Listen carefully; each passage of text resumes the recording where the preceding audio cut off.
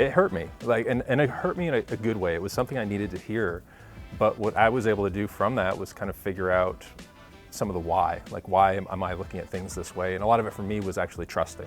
I thank the folks that I worked with who helped me become a better leader, because I would never have gotten here had they not stopped to talk to me. Like, it wouldn't have happened. Welcome to Now That's It, Stories of MSP Success, where we dive into the journeys of some of the trailblazers in our industry to find out how they used their passion for technology to help turn managed services into the thriving sector it is today. All right, with us today is David McKinnon. He's the Vice President and Chief Security Officer here at N-able. Dave has over 20 years of experience leading global security teams focused on cybersecurity, incident response, forensics, threat intelligence across various industries. Most people refer to him here as DMAC though.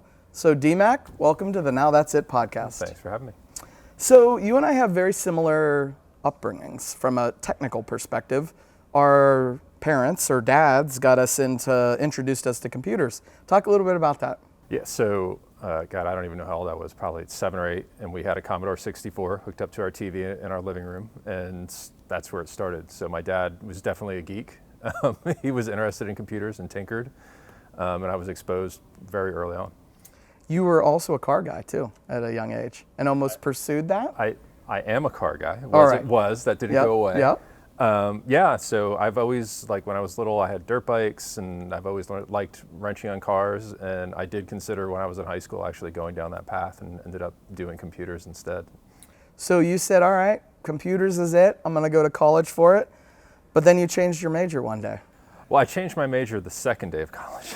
So it wasn't one day, I made it 2 whole days. So it was weird. So when I went to college, they required you to declare a major. Right. And I knew I wanted to do computers, but I really didn't know what that meant. Like I was exposed to like word processing classes and things like that in high school, but it's not like it is now where you have coding classes and, you know, I'm sure there's AI classes and a bunch of other things. For me, it was very limited picking. So when they were like, well, what do you want to do for computers? I was like, well, I'll do CS. Yeah. Computer science makes total sense. I'll just go do that.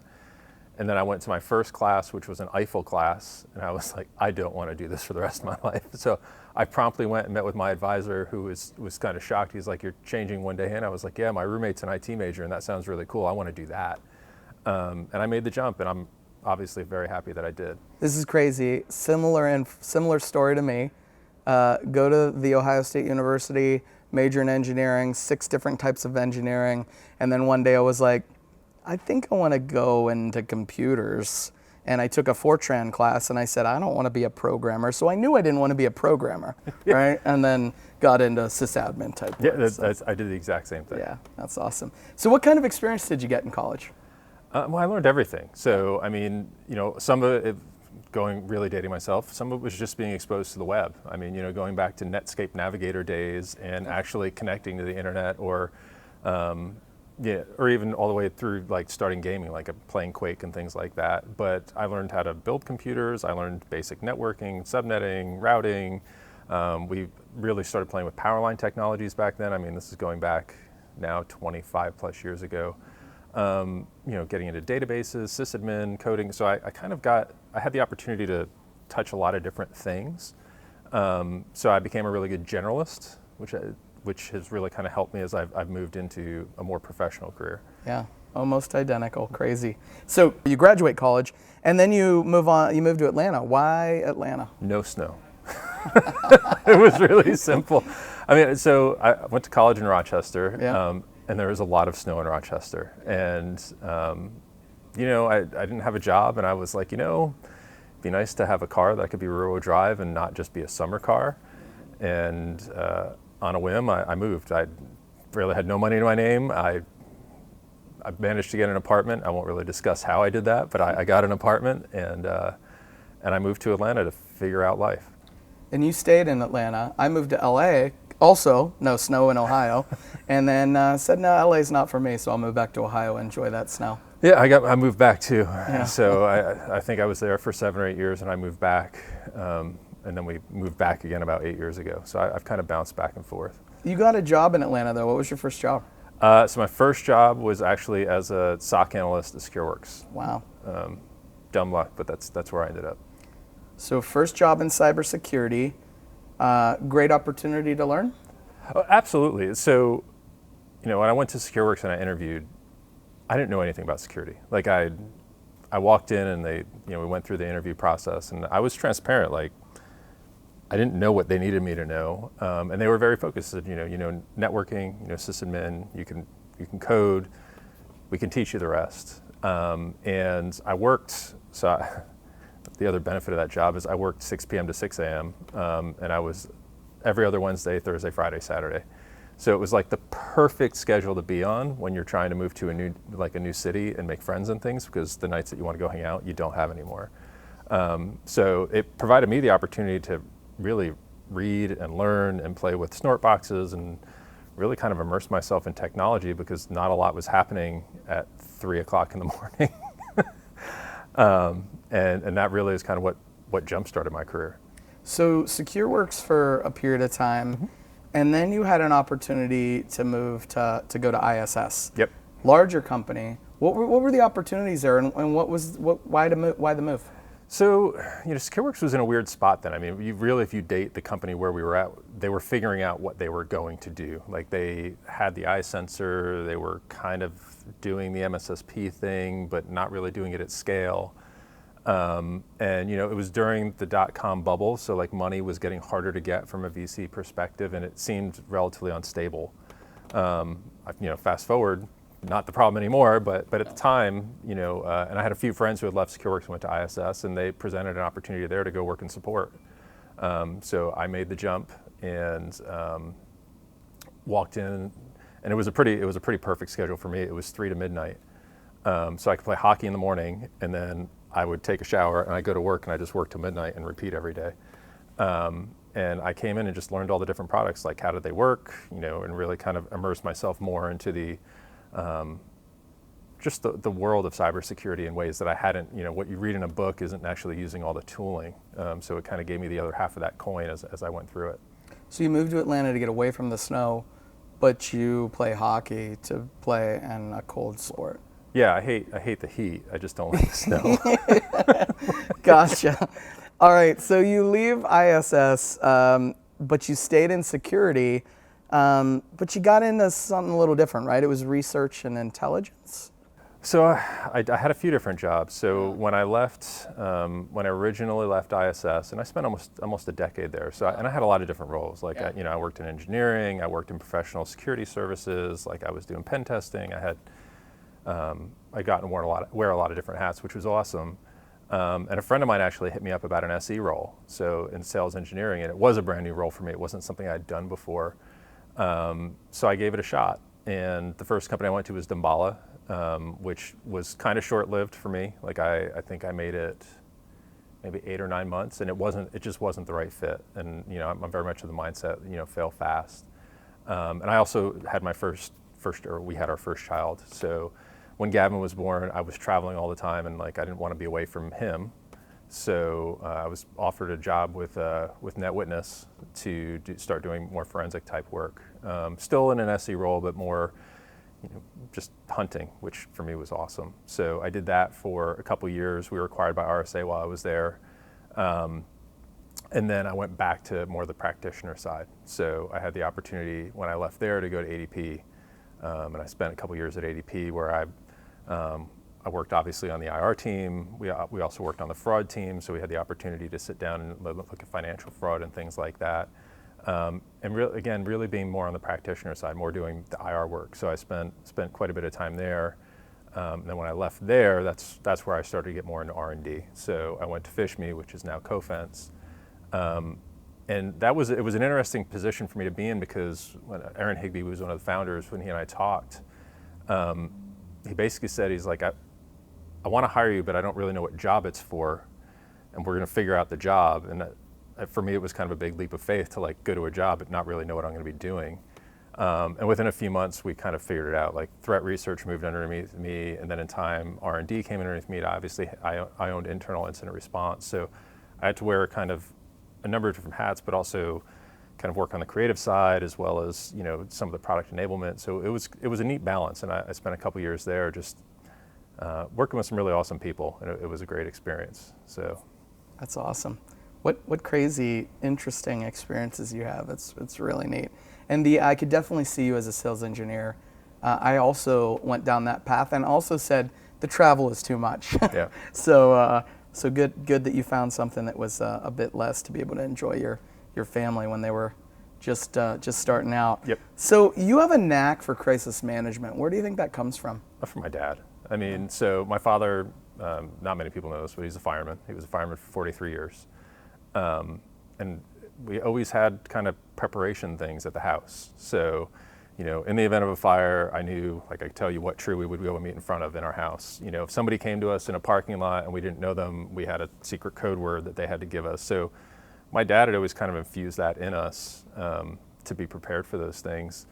And I think it was kind of a natural fit. I think I'm also a tinkerer. Like I want to know how things work. I mean, again, kind of having that mechanical background and like wrenching on cars. And so IR is kind of a very natural fit for me. It just kind of found me. I don't know that I found it.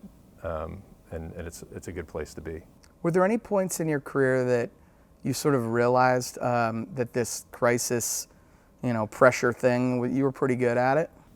I've never looked, because the crisis thing isn't a you thing, it's a team thing. Yeah. So I've never sat down and like, man, like I nailed this, like, because I'm not the reason that we have like an effective response. Collectively as a team, we come together and we work together as a team and we have good success. I'm not the reason that happens, like we are. So I've never sat down, I've obviously sat down and said, man, we have like these awesome people on this team. We have the right people, we have the right makeup to do great things, but I've never sat down like, well, I'm the reason that this works well, because it's not me. I think you're selling yourself short. I think a lot of that, though, in a crisis, some people have a tendency to get frantic. And you don't come across as somebody that is like that. You have a very sort of cool head. You almost, I remember the story that we were talking about a week or so ago, where you were dealing with a crisis and you were almost sort of jovial about it. You were excited. Which doesn't seem normal, but that's sort of the way you look at it. Yeah, I mean, here's the reality. What's happened has happened. So sitting down and flipping out about it, you can't change it. But what you can do is figure out what happened, how did it happen, why did it happen, what do we need to do? And candidly, I think that's what helps like my relationship even with John. Like, when I talk to Pags about what we're seeing, he kind of reads my body language to say, is this something that should really scare John? Or is Dave sitting back saying, no, we've got this, and I don't need to worry. So, yeah, I don't know, you don't cry over spilled milk. Like if you're in the middle of an incident, you're in the middle of an incident. It's the folks who can step up and actually execute, and that's who you want on that team. You don't want the people who are like flipping out going, we don't know what we're gonna do, because they don't do anything. Yeah. So IT is constantly changing, and it seems like security in particular is just moving at breakneck speed. How have you been able to sort of manage and evolve as a practitioner and a leader in the industry? So I think it's that combination in that order. I mean, so I'm very hands-on. My team would probably tell you I'm too hands-on. But I like this stuff. Like, it's fun. It's cool to geek out. Like, I enjoy getting on calls with my team, talking about what they're looking at, what challenges they're having. I may not even be able to offer any insight, but I'm learning from those folks. And I've been very fortunate to be surrounded by a great group of people, and that kind of comes into the leadership, which is, we've built our teams out, especially here over the last few years. I've been here for like the last 2.5 years. And what you end up finding is you have folks that you work with again and again. So like even in my current role, I've got a number of folks I've worked with. This is our second job together. I have one person I've worked with. This is our third job together. And it's one of those things where once you have that level of trust and you know that you're kind of all working towards that same goal, your team comes together in an effective manner. So it's really that combination. It's keeping your head in the weeds, and I don't want to be a PowerPoint and Excel guy. Like that's not what I aspire to be, although I find I do it more than I like to these days. But I do have, a great group of folks who have unique insights, and I learn from those folks every day, and that makes us all better. You've built an amazing team here. I've gotten to meet and spend a lot of time with a lot of them. Super smart people, great people, very little turnover. How have you been able to keep your team together and obviously get them excited to come to work every day? Yeah, so I think there's a few things. I think part of it is having good leaders with me. So some of the leaders on my team have known for a long time. One of them happens to do multiple jobs with them. But I also have a really simple, well, I guess 2 rules when it comes, or 3 rules when it comes to work and 2 rules when it comes to kind of a job. So my 3 rules, and I tell my team this all the time, is, my philosophy as I come to work is I have to do cool things, I have to work with good people, and I have to have fun. Like, as long as those 3 things happen in my day-to-day, and it's not perfect, perfect every day, but as long as those things are happening, I tend to be a very happy individual. Like, that's my happy place. And I think the other thing is really being at a job where they respect your balance to ensure that you do have that kind of work-life balance and your expectations are correct. And that to me is really important. So, like when I talked earlier about kind of when Gavin was born and deciding what I'm going to do from a travel perspective, even coming here, like, I was nervous. I'm not going to sit here and be like, oh yeah, I had it all figured. I didn't. I had imposter syndrome. I'm sitting here wondering, am I ready to make this step? And one of my bigger fears was also like how much traveling I'm going to be doing. And I worry about that for my team. So I talked to John about it. He's actually the one who kind of convinced me that this was the right move, because he explained, like, with his kids, he makes the time to coach. And that is an environment that I want people to be in. Like, I don't want you to be sitting down worrying about, hey, how do I balance this?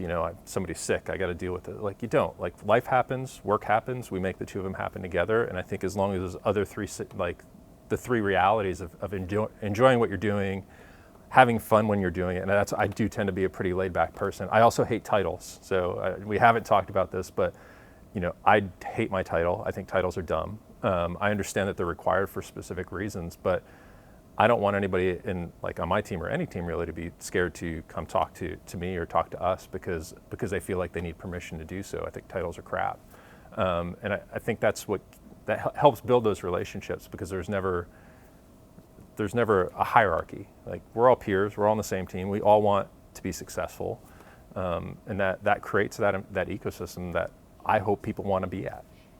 For sure. I think you are a very approachable person, Dave, and as someone that's only been here for 2 years as well, I've never been afraid to sort of pick up a phone or IM you about a question. And even with a title like you have, and some people might be afraid of that, and you don't give that impression off. And so I think that's great that you think that way. And it obviously, in a role like you have around security, people need to they need to feel comfortable that they can ask our chief security officer a question if they don't know, right? Well, and the reality, and the way I look at it, when we have a security incident, it's not just the security team that's responding. We're pulling in engineering, we may be pulling in QA, we might be pulling in DevOps, we're probably pulling in support, we have legal involved. Like, when you break down all the different teams that we need to be successful, the only way to do that is by forging those relationships where you're approachable. If you're a jerk and nobody wants to work with you and you ask for a favor, guess what you're not going to get? Much help in return. So for me, it is important to kind of build those trust relationships with teams and not do it just during an incident. Like, I was quoted at a previous company for walking in and being like, I just want to meet you when I'm in a good mood, because we're not in the middle of a cyber incident, because I'm a real jerk sometimes during incidents. It's like we have work to do. And sometimes, like, buying pizza and beer goes a really long way with those folks. Sure does, especially when you're in a stressful situation, and before a stressful situation too, it goes a long way. So you're not the traditional CISO path per se. How's the body of work that you've had provided you with such value? So, I'm many miles wide and not probably as deep, so I'm a generalist in a lot of areas. I didn't kind of go the classical, like, go down the financial services route and kind of work my way up. I've been more of a chameleon, where I've had the opportunity to kind of jump back and forth. I've also left leadership a number of times, but I always seem to find my way back. And it's not intentional, it kind of happens organically. So I've been provided the opportunity, even before I came to Enable, when I was with Warner Media, like, the position grew and grew and grew, and then it grew within AT&T. And I've been fortunate to have latched on with organizations where I could grow as an individual and a professional to become a better leader. Because I haven't told you this before, but when I started, I was a horrible leader. Like, I was the worst. And it really did take quite a bit of coaching and time for me to get better at it, because I was very immature, and I didn't know how to read people, and I didn't know how to relate to different personality types and traits to help really motivate those people. So having gone through all those different kind of scenarios from a leadership perspective, but also as a technical perspective, it's given me kind of a pretty wide range of tools in my arsenal. Wow, that's surprising. It's great to hear that you've been able to evolve like that, because I sure couldn't tell it. I definitely see the way your team sort of gravitates to you in any situation, and so well done to obviously recognize that and get some. And it's not all. So I was fortunate in that I had some folks come to me and talk to me when I was young on as a leader, and they gave me some very candid feedback, and it was hard to hear. Like, I'm not going to sit here and be like, oh yeah, and like it hurt me, like, and it hurt me in a good way. It was something I needed to hear, but what I was able to do from that was kind of figure out some of the why, like why am I looking at things this way, and a lot of it for me was actually trusting. Like, so I thank the folks that I worked with who helped me become a better leader, because I would never have gotten here had they not stopped to talk to me. Like it wouldn't have happened. So you don't have a traditional, you don't have an IT vendor specific history, so, or even MSSP history. So what brought you to Enable? So, so a few things. So part of it was the culture. The culture for me was big. I talked to John and kind of got the vibe. I mean, I don't know a better way to describe it. Like, it's just, there's something about this company where they genuinely do care about people. And that for me was very appealing. Coming from a company where we're over 200,000 employees and you're a number. And you also hear a lot of, we've always done things a certain way, changing it is not going to happen.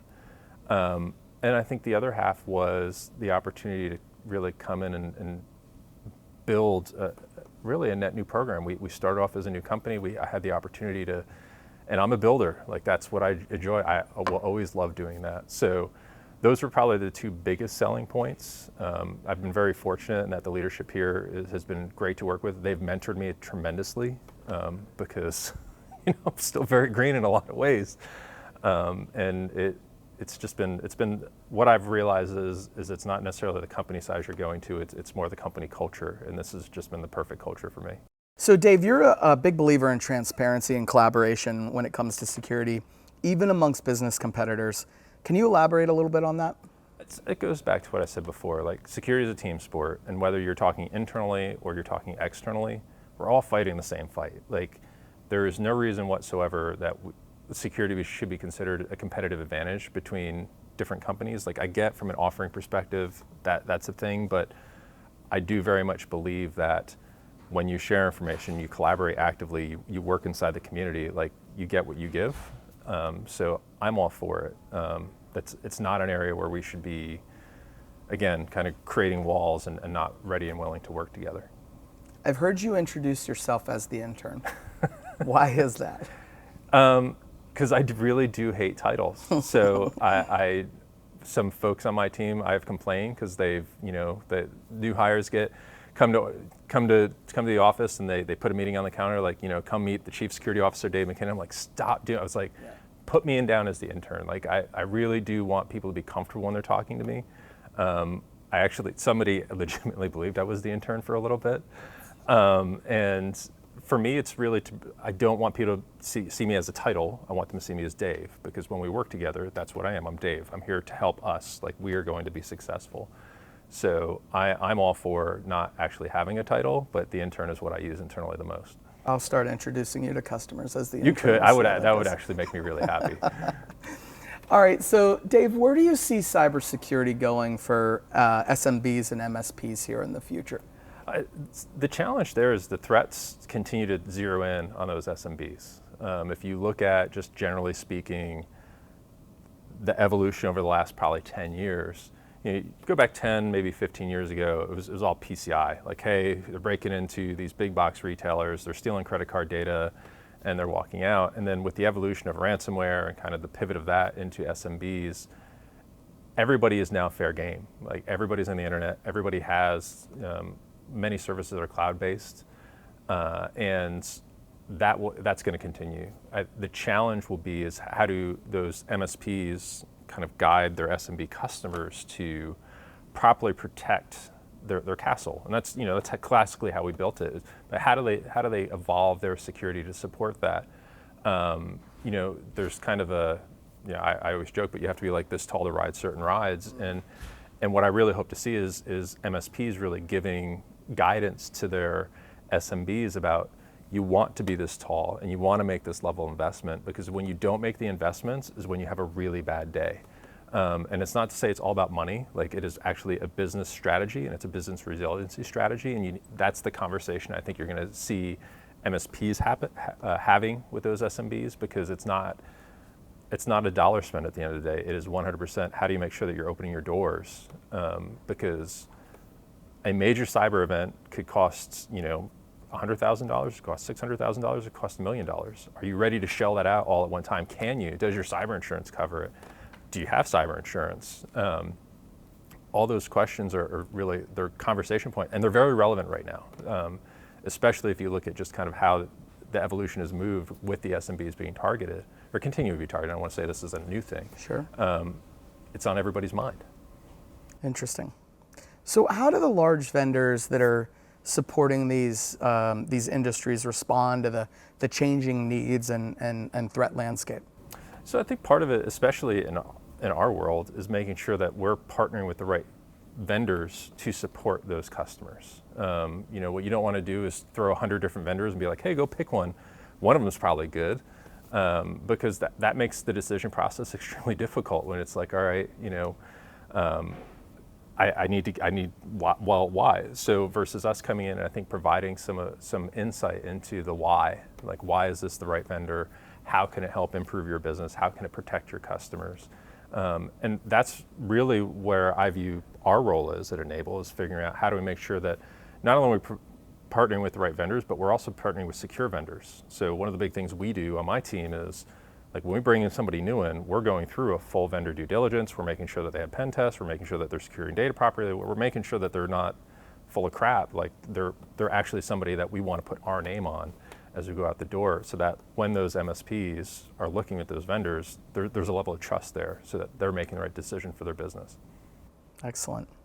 So Dave, we like to ask this question to all of our guests on the Now That's It podcast. When did you know that this was it? I don't know. So I feel like for every job I've ever been in, the first 6 months, you're like, man, what were they thinking? Why did they hire me? I'm an idiot. Like, God. And then after, 6 months, then you start to feel like you have a little bit of swagger. From a security perspective, I knew almost right away that security was the right place for me. Like, I remember when I got the job offer for Secureworks, I called my dad and I was like, it's different, but it's cool. And I like this. So I knew security was for me probably in the first few hours after I interviewed. For this job, I would say it probably took 6 months or a year, but I'm constantly learning, I'm constantly getting better. And I will tell you, as we've gone through even more and more exercises, and I see the team executing more effectively, that for me is where I sit back and go, damn, like, we've got it, not me, we've got it. And that's what excites me.